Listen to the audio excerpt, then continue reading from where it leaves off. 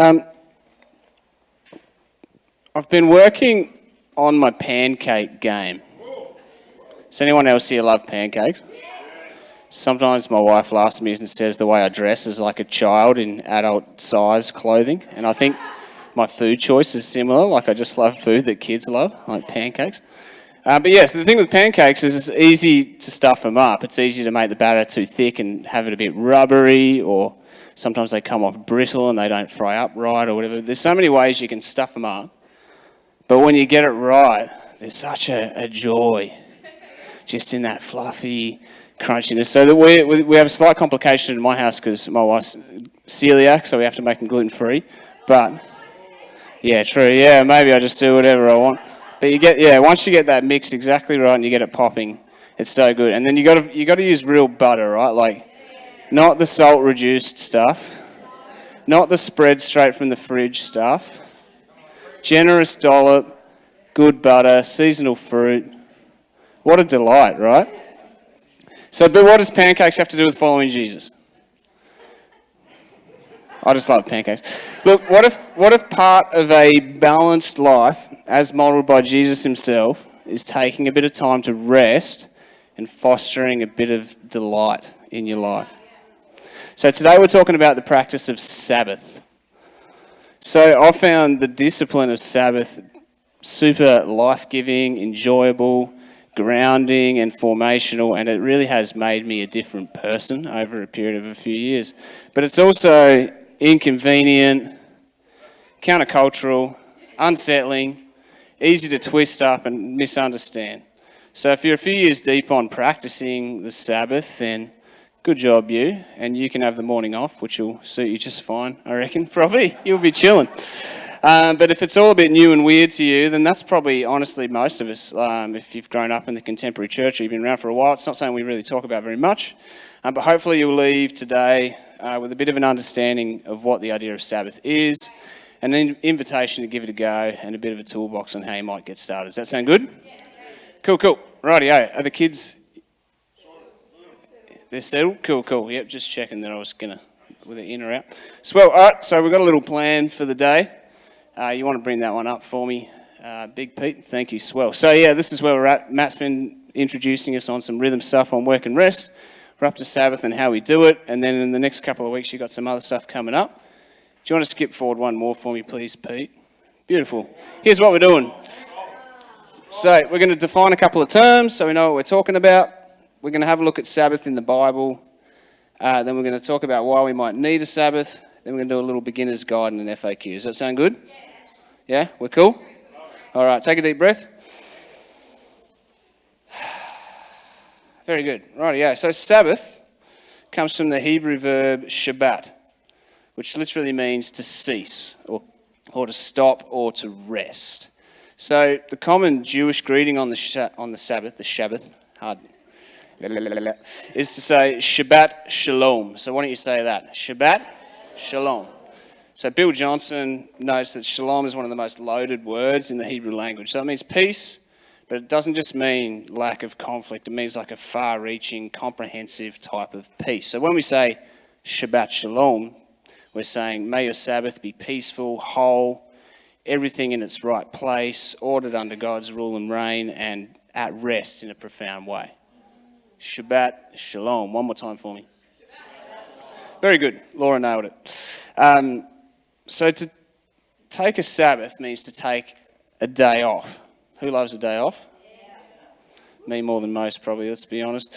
But it's not just a day off from your paid work. So it's not a day to run all your errands, to deep clean your house, to pay all your bills and go shopping. Those things, you might not be getting paid by your employer, but they're still work to a point. So we're going to borrow a biblical framework for Sabbath from our friend Pt.3. He's not really my friend, I've never met the guy. Stop, rest, delight, and worship. You can find that idea in a whole bunch of different people's writing, but Pete's where I most recently found it. It's super helpful. So where did all this idea of Sabbath come from? Well, you'll never guess. It came from the Bible. So why don't we bring this up? So pretty early in the Bible, right at the start, we've got Genesis chapter 2, verses 1. this is what it says. So, the creation of the heavens and the earth and everything in them was completed. On the seventh day, God had finished his work of creation, so he rested from all his work. And God blessed the seventh day and declared it holy, because it was the day when he rested from his work of creation. So Matt spent a bit of time on this last week, so it'll be fairly quick here. Here's the upshot. God made the world, and when he was done, he took the day off to enjoy it. So I love that. I reckon that's great. So we're not going to do a deep dive today into the questions around the creation story and what's literal and what's poetic imagery. There's a whole can of worms there that we're going to leave aside. But for the purpose of today's discussion, here's exactly where we find the origin of the Sabbath idea. So Yahweh, the original thing, the uncreated one, the architect of heaven and earth, takes the day off. Now, we're going to keep moving forward through the Old Testament. Now, you might have heard of a little passage in Scripture. It's a bit obscure. It's a little bit niche. It's called the Ten Commandments. So we're going to read from Exodus 20. And you can see them again in Deuteronomy, and it's framed a bit differently. But here we go. Remember to observe the Sabbath by keeping it holy. You have 6 days each week for your ordinary work, but the seventh day is a Sabbath day of rest dedicated to the Lord your God. On that day, no one in your household may do any work. This includes you, your sons and daughters, your male and female servants, your livestock, foreigners living among you. For in 6 days the Lord made the heavens, the earth, the sea, and everything in them, but on the seventh day he rested. This is why the Lord blessed the Sabbath day and set it apart as holy. Now, if you want to go and look at the other nine commandments, you can go do that in your own time. Moses had just led the Israelites out of Egypt and into freedom. This is early in the piece, right? And so the Ten Commandments was like the first very basic set of laws that Yahweh gave to Israel to govern their interactions with him and with each other. And it was like baseline rules, basically, to stop their society from falling apart. Like absolute bare minimum stuff. And the Sabbath commandment, which sits number 4 on the list, takes up like 30% of that whole passage. It takes up heaps of real estate, and it's the only spiritual discipline mentioned in the whole lot. The Ten Commandments don't mention prayer or fasting or singing or gathering or any of those things. The Sabbath alone gets in there, which is interesting, right? Now, I don't know how much liberty you guys want to take with the Ten Commandments. Like, stuff like you must not murder or you must not steal. We're generally pretty tight on that stuff.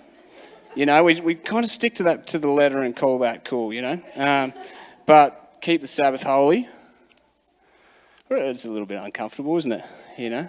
We just kind of let that one sit down there. Let's have a look at a couple of scenes from the life of Jesus. How are we going? Gospel of Luke. Now, there was actually tons that I could have used, so I've picked 2 because they were easy. But there's heaps more you could find if you want to look at what Jesus is up to on the Sabbath. Luke 6. One Sabbath day, as Jesus was walking through some grain fields, his disciples broke off heads of grain, rubbed the husks in their hands, and ate the grain. But some Pharisees said, "Why are you breaking the law, harvesting the grain on the Sabbath?" Jesus replied, "Haven't you read in the Scriptures what David did when he and his companions were hungry? He went into the house of God and broke the law by eating the sacred loaves of bread that only the priests can eat. He also gave some to his companions." And Jesus added, "The Son of Man is Lord even over the Sabbath." I love it when Jesus asked the Pharisees, "Haven't you even read the Scriptures?" Like, that was their entire thing. He's being extremely sassy, and it's very fun. Luke 14, one Sabbath day, Jesus went to eat dinner in the home of the leader of the Pharisees, and people were watching him closely. There was a man there whose arms and legs were swollen. Jesus asked the Pharisees and the experts in religious law, "Is it permitted in the law to heal people on the Sabbath day or not?" When they refused to answer, Jesus touched the sick man and healed him and sent him away. He turned to them and said, "Which of you doesn't work on the Sabbath? If your son or your cow falls in a pit, don't you rush to get him out?" Again, they could not answer. In a bunch of other scenes, you might find Jesus teaching in the temple or at dinner parties on the Sabbath. There's heaps of them in there if you go looking. What can we take from all this? Well, firstly, Jesus was a keeper of the Sabbath. It was built into his week every week. We see him eating and walking around with his companions. Who seem to be enjoying themselves. We see him gather with the wider community at the synagogue often. We see him teaching and we see him healing the sick. And that idea of shalom, of things being made whole, it seems like Jesus was putting a bit of that shalom wholeness back into the Sabbath for everybody around him.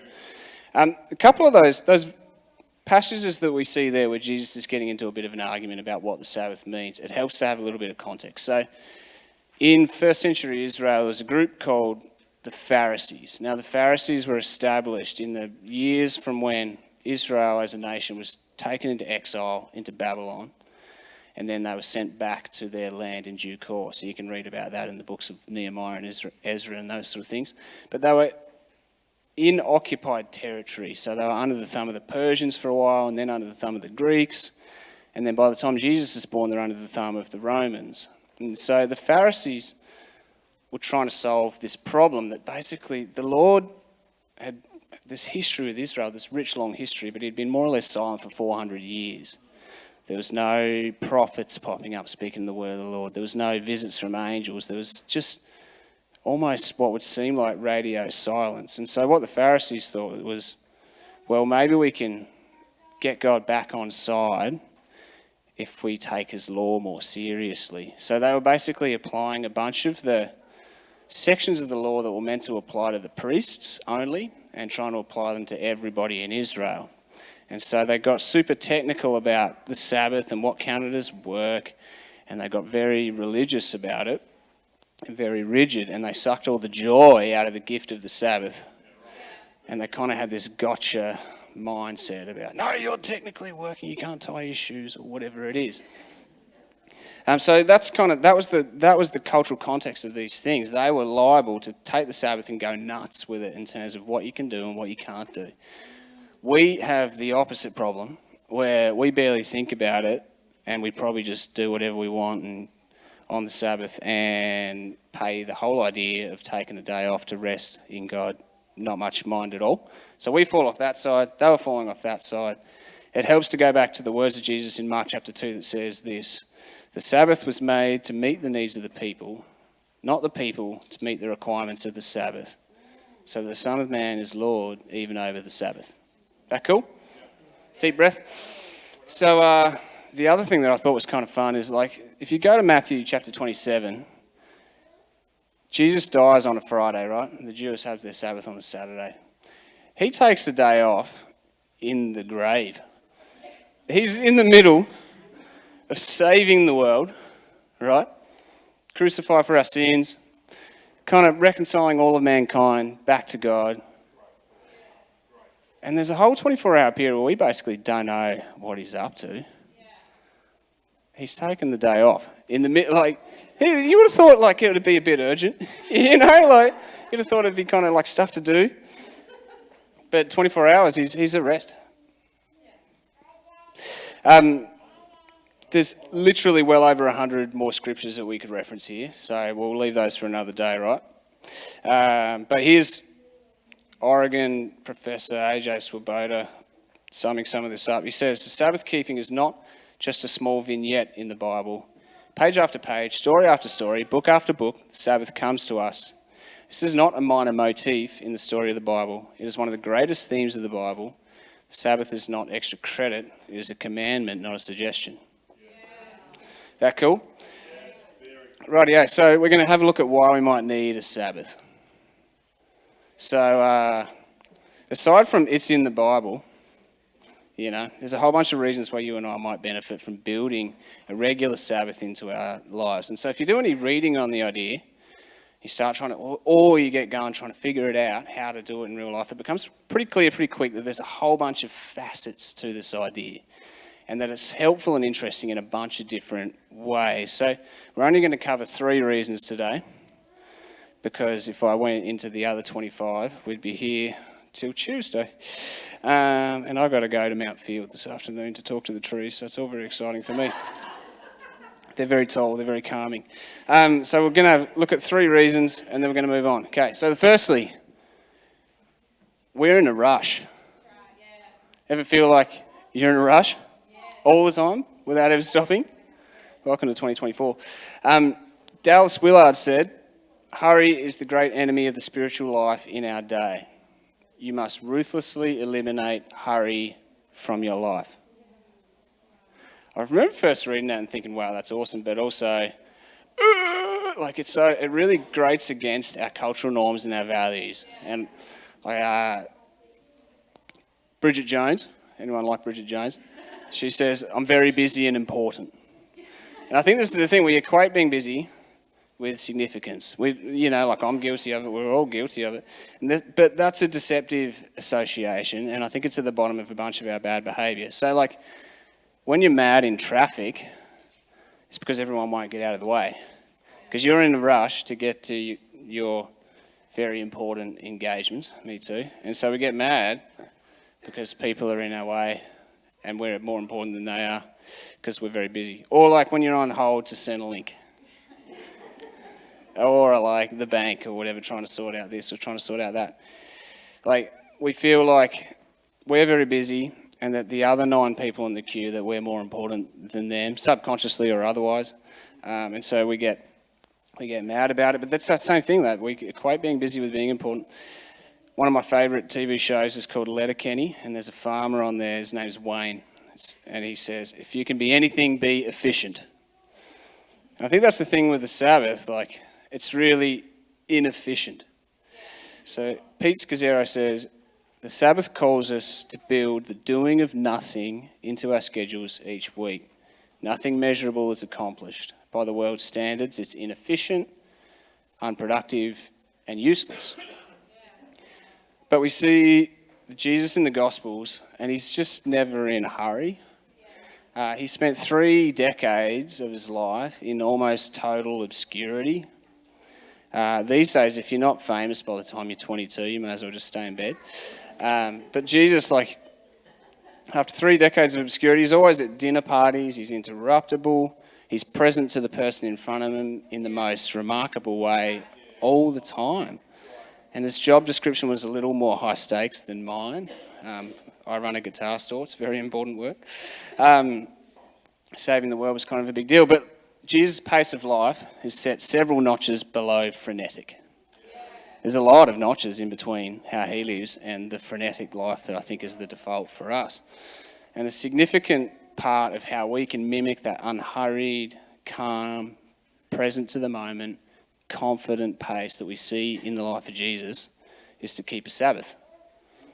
1 day a week, to be slow and to be totally fine about it. Cool, we're moving on. Number 2, we always want more. Has anyone heard of John D. Rockefeller? There's a massive centre in New York called the Rockefeller Centre. These guys are old money in the States. So John Rockefeller owned 90% of the oil and gas industry in the US in the late 1700s. Extremely rich as anyone had ever been at that point.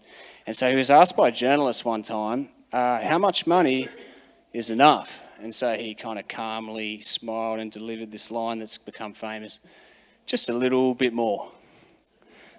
Yeah, right. I've been guilty of this as well, that kind of always wanting more, never satisfied. Anyone with kids, we all know this is true. It's part of our nature. When I was in my early 20s, I got this job working in commission-based sales for the Flight Centre Group. So when I started, I was having a good time. I was selling holidays. I sold some to Laura, among maybe some others here too. So I was booking holidays, I was visiting new people, I was visiting new places, I was meeting new people, and not long after getting into this job, I kind of decided that I wanted more. So it was time to climb the ladder for an ambitious little 22-year-old or however old I was. So within a couple of years, I worked my way up, I got promoted a couple of times, and I had this business card that I really wanted, and it said, "Simon Grubb, Manager, Flight Centre Hobart." And I was so pleased with myself. And over the next year or so, I met the CEO, I was rubbing shoulders with business leaders and going to all these functions and parties, and the business I was running was turning over about $9 or $10 million a year, and I thought it was a big deal. But in a shock twist, the job was a very bad fit for me, and it It didn't suit my skill set and it didn't suit my disposition, and I was becoming a person that I didn't like very much. I was working way too many hours. I was drinking far too much, far too often. And I got to a point of being so anxious that I could barely think in a straight line. I felt like I had a weight on my chest all the time. And my results were bad. I was doing a bad job. That's the thing with sales. I don't know if anyone here has worked in sales. The numbers don't lie. Like, you're either doing the thing or you're not. And my team and me were going bad. And I came to a point where the more that I wanted so badly, it didn't give me the significance that I craved. It broke me right open, and I quit after 18 months. And I went to do something else. And so this is the thing, we're bombarded with messages all the time to provoke us toward discontent. So you need a new kitchen. Your kitchen isn't good enough. Or you need a caravan. Or you need a poolside holiday with mojitos. Or you need dinner at that fancy new restaurant, or you need a fancy car, bigger than Terry's car, ideally. But sometimes we just need to be a little bit more fit and healthy and hot. You know, if I could just be a little bit hotter, that'd be great. Or if you could earn a bit more cash, or if I could just get the recognition that I'm pretty sure I deserve, you know, then I'd be cool. Like St. Keith says, I can't get no satisfaction. St. Keith, he will never die. The Sabbath is a day off from the tyranny of more. That's right. So it's a day to say thanks to God for what he's already given us. And it's a day to be happy with what we have and for that to be enough. So I'm increasingly aware that in our day and age, it's countercultural, it's punk rock to be happy and content and to smile and enjoy your life. But it's the best. It's the best to be happy and content. I love this from John Mark Comer. His book's out there, I think. Yeah, you should buy it. It's great. The Sabbath is like a guerrilla warfare tactic. If you want to break free from the oppressive yoke of Egypt's taskmaster and its restless, relentless lust for more, just take a day each week and stick it to the man. Don't buy, don't sell, don't shop, don't surf the web, don't read a magazine. Put it all away and enjoy. Drink deeply from the well of ordinary life, a meal with friends, time with family, a walk in the forest, afternoon tea. Above all, slow down long enough to enjoy life with God, who offers everything that materialism promises but can never deliver, namely contentment. John Mark rules. He is much smarter than I am. Number 3. We're tired. So the other side of the coin of our kind of culture's obsession with upward mobility is a bit of existential exhaustion. So I was in Melbourne a few months ago with Disho, who's got COVID. Hello, Disho, if you're on the internet. And we were there to watch this band that we like, but we had the night before free, and so we ended up stumbling into this other gig in this little venue in Melbourne, and we kind of accidentally watched this band from LA called Spanish Love Songs, and they have a song called Losers 2, which I'd never heard before. I'd never even heard Losers Part 1. But it has this chorus, and it says, "Don't you know that you're going to die poor, man? Don't you know that you're going to do yourself in, and you'll always wake up tired?" I was like, thanks guys, appreciate the encouragement. So glad I came. Well done. But I think they kind of expressed in a very succinct way this sort of resigned, deep in the bones tiredness that I see in heaps of people that I meet day to day, especially young people. And it's kind of this feeling that I'm never going to get ahead. I'm never going to be able to buy a house. I'm never going to be able to go on holiday. I'm probably not going to be able to climb the ladder and win. I'm never going to navigate the wasteland of dating apps and find a partner. The odds are just stacked against me. The house always wins.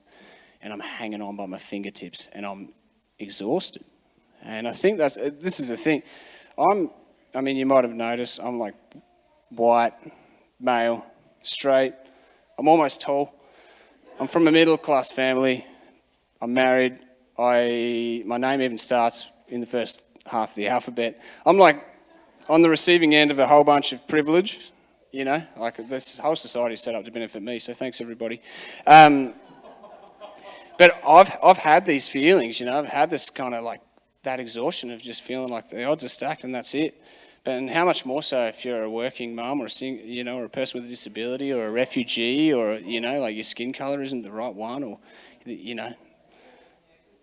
The Sabbath's an opportunity to stop and to not achieve anything and to not need to be a big deal and to just be and to be thankful for what we've been given and to acknowledge that we're not the source of all our blessings and we're probably not the answer to all our problems and that God's on the throne and that he's in charge and that I'm not on the throne and that I'm not in charge.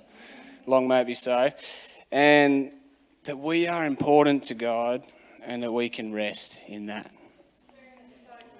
So here's Jesus from Matthew chapter 10. What is the price of 2 sparrows? 1 copper coin, but not a single sparrow, say that 10 times fast, a single sparrow, can fall to the ground without your Father knowing it. And the very hairs on your head are all numbered. So don't be afraid, you're more valuable to God than a whole flock of sparrows. So there's a whole bunch of other reasons that the Sabbath's a good idea. So we could talk at length about how the practice of Sabbath affects your intimate relationships or raising kids or where it intersects with social justice and inequality or the implications for the environment and our stewardship of that or the crossover with money and minimalism and simplicity and our relationship to our stuff or the Sabbath as witness and as a marker that we live according to a different kingdom. There's just so many implications of this practice. But we've got limited time. It's after 11. So we're going to move on. And we're going to figure out how we get this thing going. Let's get it going. Cool. So, practical guide. So, I've been trying to figure this stuff out for about 5 years, right? Before that, it was all news to me. So, I came across some teaching. I was like, that's a great idea. I'm going to try and figure it out. So, I'm a few years deep. And I love it. It's great. It's been tricky and difficult in some ways. But I'm a few years deep and it's been great. So a bit of context about my life and then I'll tell you a bit about how I do this stuff. And then you can hopefully come away going, right, I'm going to try and figure it out for my life as well. Is that cool? Practical is good, right? So I'm married to Jen. Still married, having fun. We've got 2 kids. They're 7 and 10. Jasper and Eleanor. I run a small business, so it's me plus 3 staff. It's very small. We sell used and vintage music gear. We're mostly an online business, but we do have a shop in the city. I work 35 to 40 hours a week as a general rule. Jen works in leadership at a public high school down the road. Her week's usually about 50 hours. 1 million hours! Yeah, depends on the week, but yeah, hers is more hectic than mine. We live in Lauderdale, not far from here. About a 7-minute skateboard ride away, and we have an nationally average size mortgage. So does that give you a bit of context? Like we're not like, we're not like we have a standard kind of life. Some of us in the room or online or whatever are going to have a life that's super conducive to Sabbath. It'll be simple for you to figure it out. Some of us it's going to be really challenging and really difficult. You're going to have a whole bunch of complicating factors. But I reckon with a bit of creativity and a bit of tenacity, just about anyone could figure this out in one way or another if you want to. Now, fair warning, you're going to get a practical how-to from me. None of this is hard and fast rules. None of this is church policy that you have to do. None of this is something that we are all doing. So take what you can, leave what you want. It's not necessarily the world's best practice, but we're going. Cool? Is that cool? Rightio, so remember that framework. Who can remember? Stop, rest, delight, worship. You guys are cheating. That's not fair. No, that's cool. I got it written here. So cool. So in my house, we choose to do the Sabbath on a Sunday. Now, according to the ancient sort of Jewish idea, the day begins at sunset the night before. So for me, Sabbath is 6 p.m. Saturday to 6 p.m. Sunday. A day's 24-hour period. That all cool? That makes sense? So we're going to talk a bit more about days in a few minutes in the FAQ if you get a sec. So firstly, on the Sabbath we stop. So firstly, that means I don't go to work. As a business owner, it kind of has its advantages and disadvantages, the emotional roller coaster of being in business. But it does mean that I can choose when we're open and when we're closed, which is maybe unique to some business owners in the room. So we're closed on Sundays in my little shop, and we'll probably always will be. Me, all my staff, we all get the day off on a Sunday because we're shut. I'm paying like CBD rent on my shop, like it costs tons. So you could make a case that I'm wasting 1/7 of that rent that I pay, because there's always people around in the city. But that's what we're going to do. You know, it costs me a bit of money to do this, but we're doing it. We're shut on Sunday. Secondly, so I try and do the bare minimum in terms of domestic work. So I'll cook meals and I'll clean up after and stack the dishwasher. Maybe put out washing or whatever. But if it can wait until Sunday night, then it waits till Sunday night. So it does mean that my Saturday looks a bit different. So a standard Saturday for me, I work the occasional one, but not many. I do all my housework on a Saturday. Take a couple of hours, clean the house, get everything ready, prep it up, vacuum, clean the bathrooms, all of that in a block, do my grocery shopping, everything on the Saturday. And then that gives me the opportunity to then change gears at dinner time on Saturday from doing all my kind of not get paid work to actually resting in my house. Life admin stuff like paying your bills or renewing your driver's license, anything that involves Service Tas.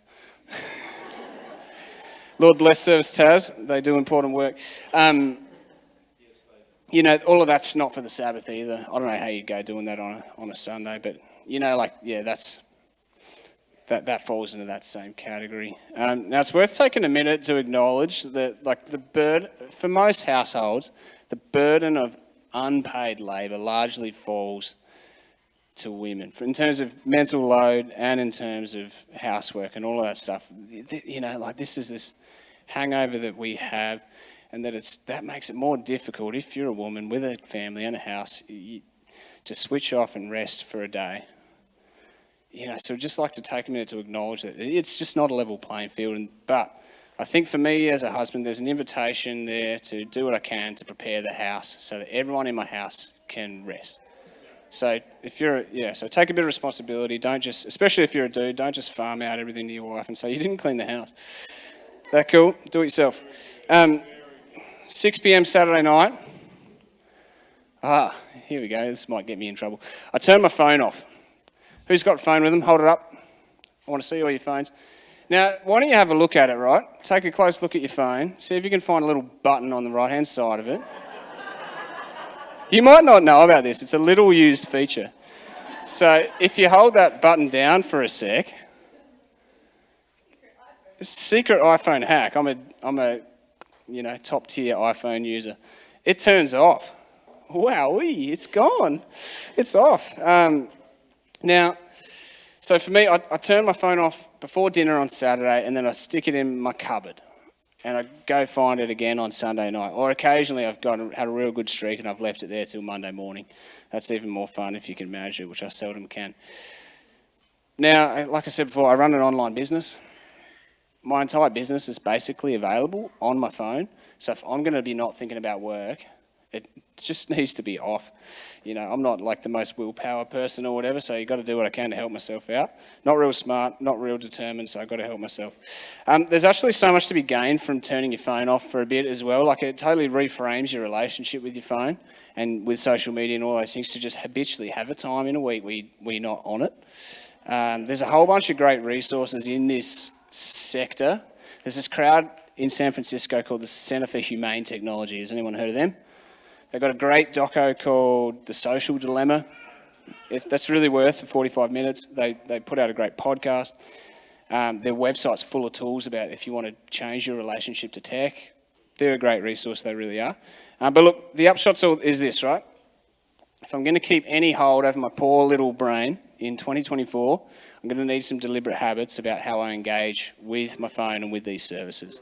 Because they're designed to suck all your time and all your attention and all your energy and sell it to whoever wants to buy it.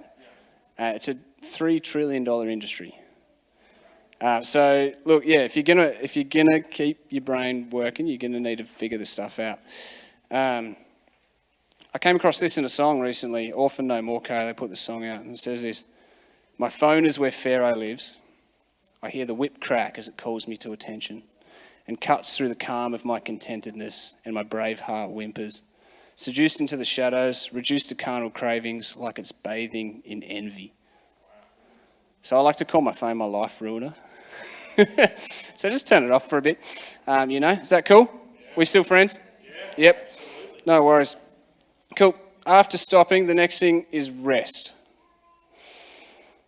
So first, on a Saturday night, I'm going to try and get some sleep. Crazy idea. But, I'm going to try and aim instead of, normally I might sleep still 7 and 8 hours a night. If I can get 8 or 9, then that's cool. I got kids, although they're not real small anymore, so that kind of... But even still, with the kids, I'm very seldom going to be able to sleep in past 8 a.m. So I've got to try and get to bed at a reasonable hour.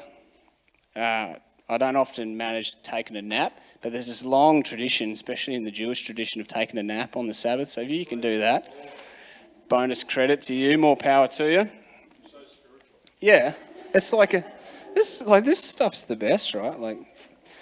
On a Sunday, I like to get around the neighbourhood on foot if I can.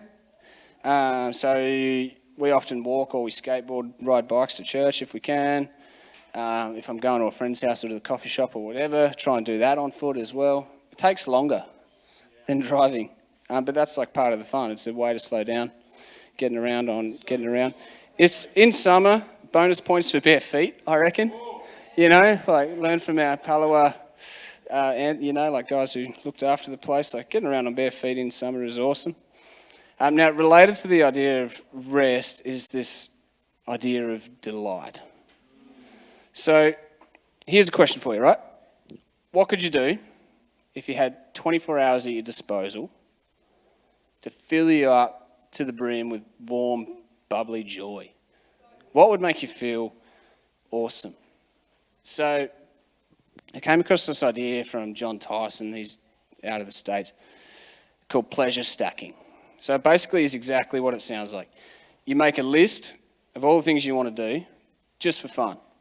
The things that you do just for the enjoyment, for the pleasure of it, and then you do those things. So if you're a spreadsheeter, if you're a person who uses a spreadsheet for a day off, you're going to love this. Just write it all down and then tick it all off box by box. So for me, that means eating amazing meals, drinking great coffee, going for a walk or a run outside, enjoying the quiet, reading books, especially novels, like fiction stuff on the Sabbath especially is really good. Playing my guitar, drinking pots of tea. It's got to be good tea, please and thanks. I love baking. I've got super manly hobbies. I love baking cakes. I'm getting into cheesecakes. That's my new thing. Summer of cheesecakes. Eat your biscuits fresh out of the oven. Take a bath. Fill the blank. So do whatever is going to make you give yourself a pat and say, how good is life? Life is so good. Pleasure stacking. So give it a go. It's awesome. A quick little word on meals. Is this cool? We cool? We having fun? Sweet. So on Saturday nights, I'll generally try and cook something that's that takes a bit of time and is a bit luxurious. So, but it doesn't have to be fancy or whatever. So last night we had roast lamb. It's a good example. So it's simple, delicious, white person friendly food. But I don't normally have the time to cook it, but I do on the Sabbath because I've cancelled everything else that I'm doing. Simple, delicious food, not cooked in a hurry, that's perfect. The other thing we do on dinner Saturday night is we have a little candle. The kids love this. I often forget, and they always remind me, we've got to light the candle, it's a Sabbath. A little bit of ritual is great for your week. Kind of gives, just little markers to break up your week, to remind you to slow down and enjoy this day that the Lord has given. So a candle's cool. There was this tradition in the Jewish sort of realm where they'd light 2 candles, because if you go back through the Ten Commandments, when it's first stated in Exodus, they have remember the Sabbath. And then when it's restated in Deuteronomy, they use the term observe the Sabbath. So they would light 2 candles, one for remember and one for observe. But I only use one because I'm not as cool as them. Same with breakfast. We were talking about pancakes before. I made pancakes this morning. And I try and make sure that I've got time to have a second cup of coffee afterwards or whatever. Go slow. Anyway, the upshot is eat something good. Eat it slow. Enjoy yourself. High fives all around. Now, when we're resting, we're trying to do it together. So that means that if you've got to hold your preferences about exactly how you spend all this time, if you're in a family or a household or whatever, a little bit lightly. So like Jasper loves to make Lego, for example, and I'm not going to, like, if I had a day off, I'm not going to sit down by myself and do Lego, but I love to sit down with Jasper and build spaceships and hang out and find the bits in the set that we need or whatever, and just not be in a hurry and just spend a bit of time. And to not berate myself for being unproductive and leaving the kitchen not wiped down or whatever. So it just pays to hold your preferences a bit lightly if you're trying to do this with other people, which hopefully we are. Here's another cool little fun idea. So AJ Swoboda, who we heard from before, he's got this idea that the Sabbath should be like opposite day. Who's got kids who try to figure out how opposite day works? So the idea of this is like you do what you don't normally do, right? So if you read and mark essays all day, then maybe what's restful to you is, instead of all that brain heavy work, to like get into your garden and do some, like get your hands into the dirt or whatever. Or if you build houses all day and you're constantly using your hands, it's physical, demanding work or something like that, maybe what's restful to you is to watch a movie or to read a book, to sit down and do not very much. Or if your job, like if you're in a caring profession, if all you do is look after people and counsel people and all that stuff, and you have all these social demands on you all the time, maybe what's restful for you is the quiet, to be by yourself for a bit of time. So it's the Sabbath's like opposite day. Is that helpful? Is that cool? I thought that was a really helpful idea. Now, the last thing in our kind of little framework is worship. Now, don't take worship to just mean singing power ballads to God, much as we love a bit of that. Worship can be all sorts of things, and I think for me, there's two basic components to worship on the Sabbath, right? Be thankful, be present. Is that cool? So here's from the letter of James, one of the spiciest books of the Bible, I feel. Whatever is good and perfect is a gift coming down to us from God our Father, who created all the lights in the heavens. So all of the good things in your life and in my life can be traced back to God. And so the Sabbath is a great day to express some thanks to God for those things. So maybe you want to write some stuff down that you're thankful for. Maybe you want to verbally express to God some thanks as you go about your day of enjoying yourself. Maybe you want to do neither of those things. There's a significant link between building a deliberate habit of gratitude and mental health. I won't go into all of that now, it's above my pay grade, but I think it's super helpful for us, to build a habit of gratitude, but I think we have this gift that we know who we're grateful to. We have a clear, rational direction to point our thankfulness towards. Praise to the Father of lights. So the second thing is to be present. So this is going to look different depending on your disposition and how you like to do things. For me, I love to sit. So if I can sit for a bit with God on the Sabbath and do nothing, that's great. We talked a bit about contemplative prayer last year, so some of that stuff's really helpful in this context. It's also, like going to church can be helpful too. If that's, you can Sabbath on a Sunday, maybe you can show up here and have some fun in the community and be with God that way. But look, if you can't do that and you prefer to sit by yourself or your days don't line up, sit and breathe. Take some time to feel the nearness of God. Sabbath's a great day to remind us that God is everywhere and that God lives inside us, literally in our bodies. That's what the Bible teaches. And just take a bit of time to feel that reality. That cool? Righty, a couple of FAQ. If you have any more questions, send Matt an email. Yep. Yeah, look. What day should we practice the Sabbath? It's a fair question. Like I said, so I do it on Sunday. There's a long Christian tradition of doing it on Sunday that kind of dates back to about the 2nd, 3rd century. The Jewish tradition was Saturday, which is another great option. But honestly, just pick a day. The guy who wrote the best book that I've read on this stuff does it on a Wednesday. There's going to be work and family factors that affect what's going to work for you and for your household. If you can pick a regular day, if it can be the same day each week, I think that's super helpful. If you can't, you can still figure this stuff out. But the goal is 1 day and 7. Can we all count to 7? We have this joke in my house that I can't count above 12. But I'm good up to 7. 7's cool. I'm a shift worker. What about me? I'm not me personally, but you might say this if you were a shift worker. If your work schedule's all over the place because you work shifts or you've got multiple jobs or you work in hospo or whatever, it's going to be harder for you. But you might still be able to swing your roster to have the same day off every week. Maybe you can do that if you're deliberate about it and you make it a priority. And that's really worth doing, I think. But if you can't, if your work's different every week, then you can still take out your calendar for the month. Maybe you get your roster of, a few weeks out, and you can just mark on the calendar which days you're going to do it. If you can't manage a whole day, and maybe there's some of us among us who can't, realistically, like maybe you're too close to the line financially or whatever it is, then do a half day, 6 a.m. till midday. Try that. Or if you can't do that, maybe do a couple of hours or whatever. But this is the thing, it's easier to steer a moving ship. So get started on it and then just figure it out as you go. Like it's taken ages for me to kind of get into a little bit of a groove with it. But it's fun, it's fun to play with it and tweak it and figure out what you want to do and what you don't want to do and what you enjoy and what you don't. So have a crack.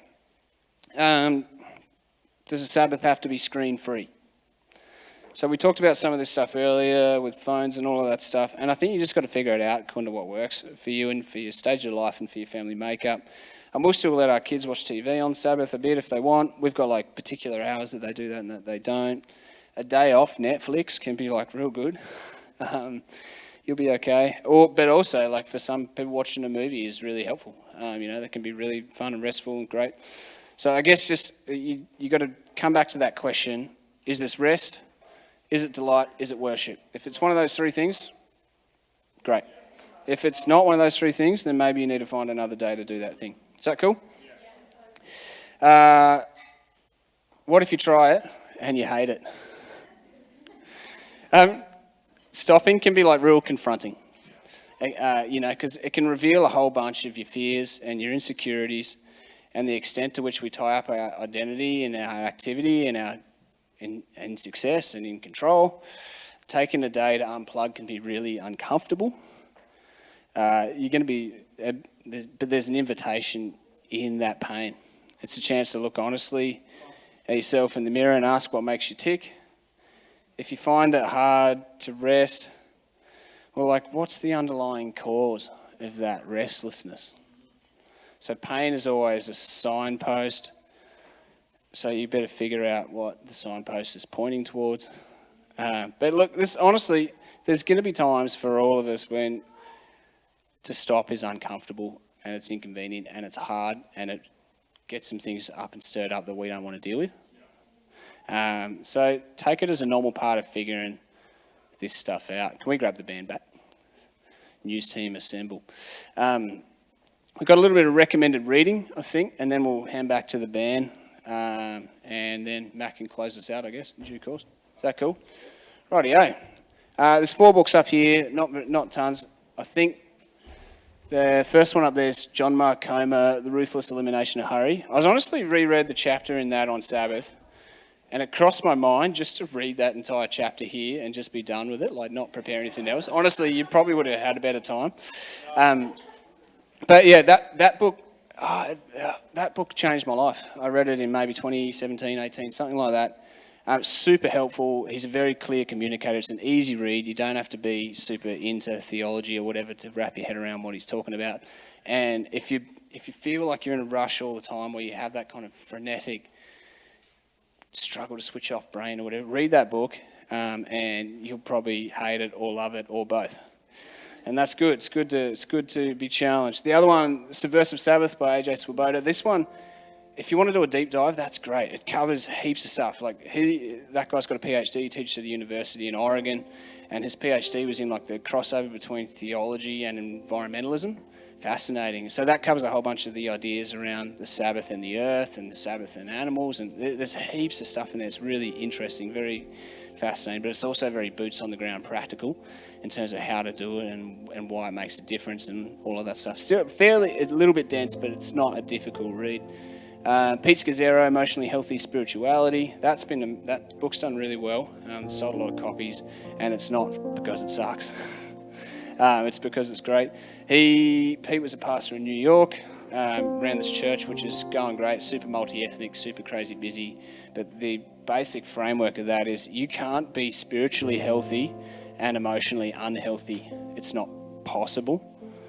So that one's really good. And there's another one there by Dan Allender, which I'm just starting, called Sabbath as well, which is, again, is a little bit more on the deep side. Is that all cool?